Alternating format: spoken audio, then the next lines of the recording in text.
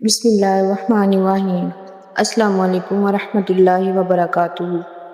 آج کی ویڈیو میں ایک نہایت اہم موضوع پر بات کرنے جا رہی ہوں، اور وہ ہے کہ فجر کے بعد پڑھی جانے والی دعائیں اور اذکار جن سے رزق میں برکت اور اضافہ ہوتا ہے۔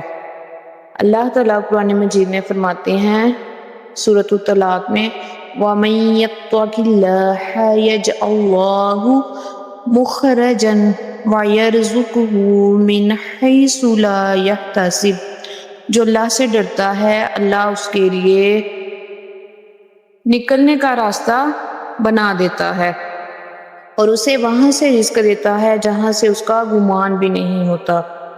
یعنی رزق کے دروازے صرف محنت سے نہیں بلکہ اللہ کے ذکر اور دعا سے بھی کھلتے ہیں۔ فجر کے بعد تلاوت اور اذکار اپنی زندگی کا اہم حصہ بنائیں۔ سب سے پہلے درود شریف، پھر سورۃ یاسین پڑھیں۔ نبی کریم صلی اللہ تعالیٰ علیہ وآلہ وسلم نے فرمایا، سورۃ یاسین قرآن کا دل ہے، اور جو صبح کے وقت اسے پڑھے اس کے دن کے کام آسان ہو جاتے ہیں۔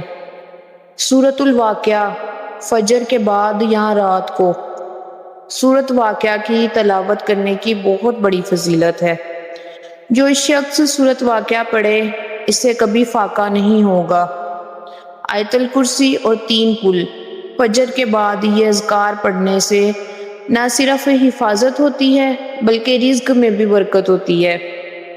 فجر کے بعد مسنون دعائیں بھی پڑھنی چاہیے، جیسے استغفر اللہ، قرآن مجید میں ارشاد ہے، استغفروا ربکم انہ کان غفارا یرسل السماء علیکم مدرارا وَيُمْدِدْكُمْ بِأَمْوَالٍ وَبَنِينَ۔ سورۃ نوح آیت نمبر 10-11-12 ہے، یعنی استغفار سے مال و اولاد میں اضافہ اور رزق میں کشادگی ہوتی ہے۔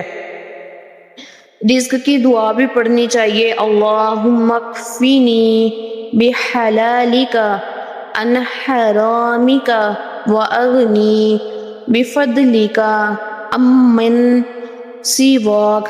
اے اللہ اپنے حلال سے مجھے کافی فرما دے اور اپنے فضل سے غنی فرما دے، تاکہ مجھے کسی کے سامنے ہاتھ نہ پھیلانا پڑے۔ اسماء الحسنی پڑھیں، مینس ٹو سے اللہ کے نام، یا رزاق، یا وہاب، یا غنی، یا فتاح۔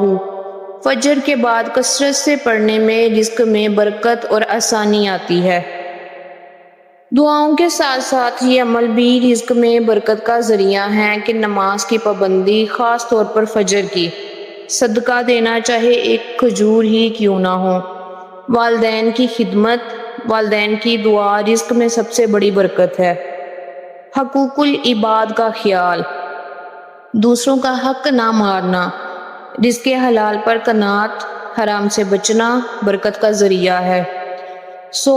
یاد رکھیں کہ اصل رزاق اللہ کی ذات ہے۔ محنت انسان کرتا ہے لیکن برکت صرف اور صرف اللہ کے حکم سے آتی ہے۔